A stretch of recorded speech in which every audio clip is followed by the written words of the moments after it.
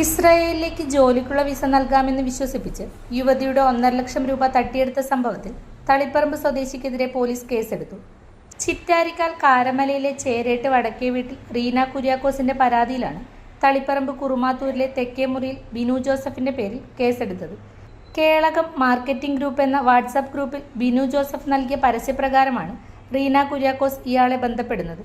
2025 May 9, 10 തീയതികളിലായി Google പേ വഴി 1.5 ലക്ഷം രൂപ കൈപ്പറ്റിയ Binu Joseph വിസയോ കൈപ്പറ്റിയ പണമോ തിരികെ നൽകാതെ വഞ്ചിച്ചുവെന്നാണ് പരാതി. അപ്സര മലയോരത്തിന്റെ മടിത്തട്ടിൽ കനകകാന്തിയുടെ സുവർണമുദ്ര. അപ്സര ജ്വല്ലറി, മേലെ ബസാർ, ചെറുപുഴ, പാടിയോട്ടിച്ചാൽ, മാതമംഗലം. പാരമ്പര്യത്തിലും പണിത്തരത്തിലും പത്തരമാറ്റിന്റെ തിളക്കം.